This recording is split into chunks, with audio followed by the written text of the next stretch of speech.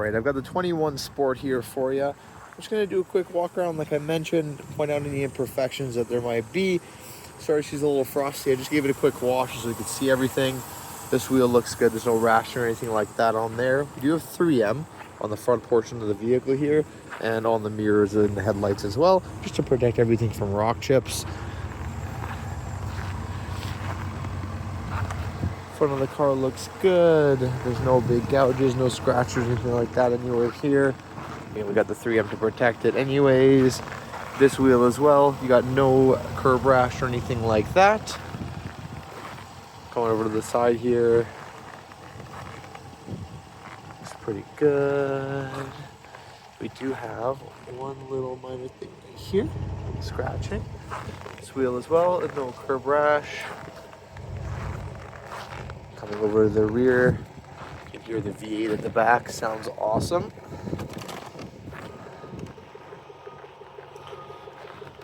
Lots of room in the back. You do have the buttons to raise and lower the air suspension from back here as well, but I'll kind of show you more about that when we get inside. That's your little cover.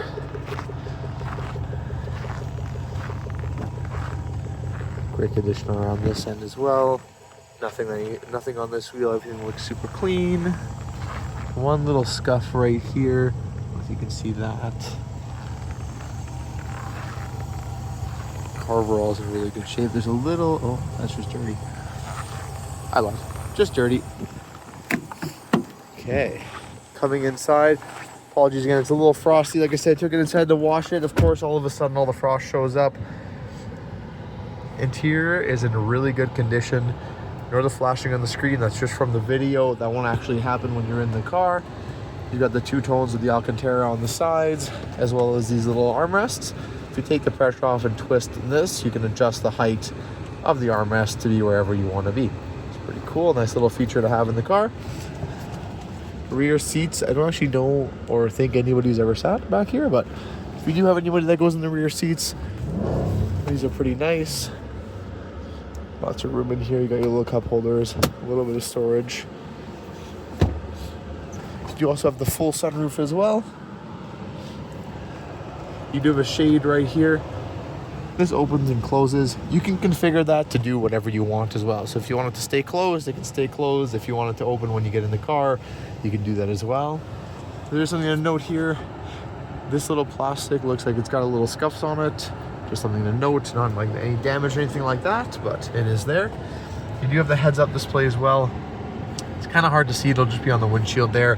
That'll show your speed. You can also set it to show stuff like navigation, you know, your next turn, music, media, that kind of thing. By default, it just shows your speed.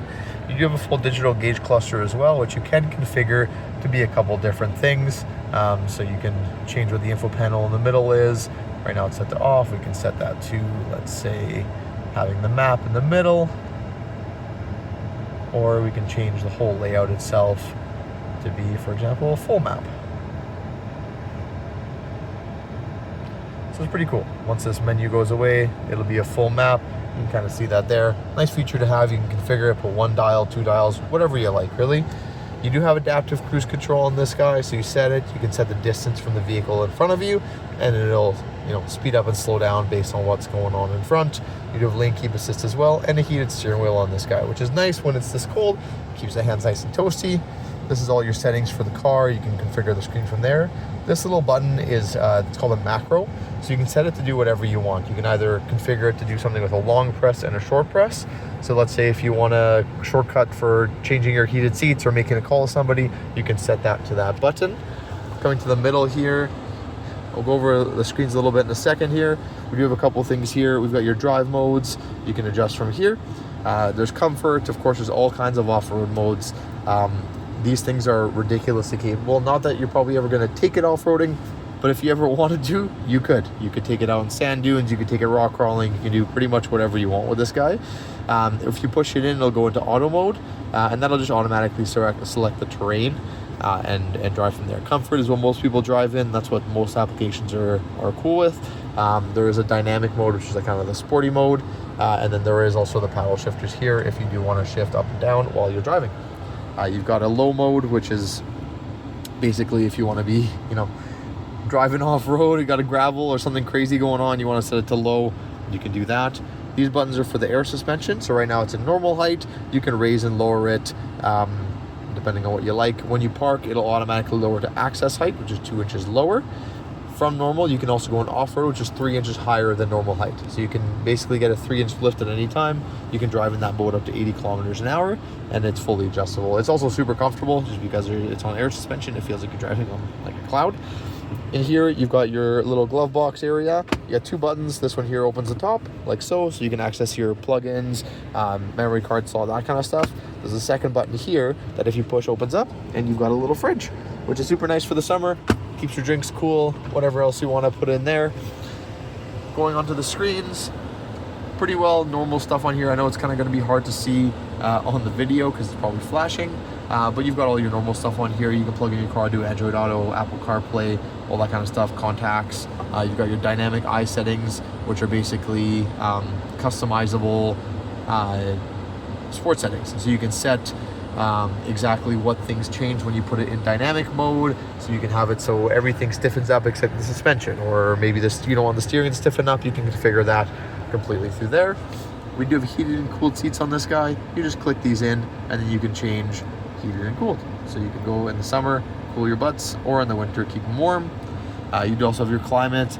Most people are probably leaving this in auto. It does a really good job. You just kind of set the temperature that you want and let it do its thing. There's an ion filter in here as well, which keeps the air quality nice and clean. And of course, again, all your drive modes and stuff there. You've got your start stop button right there, so you can turn that off anytime.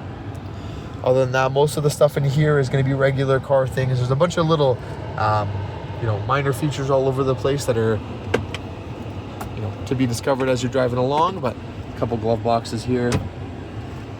Again, this one's in really good shape. The previous owner actually traded it in for a new one. Heated seats in the rear as well. You got your little buttons down here, which will heat the bottoms.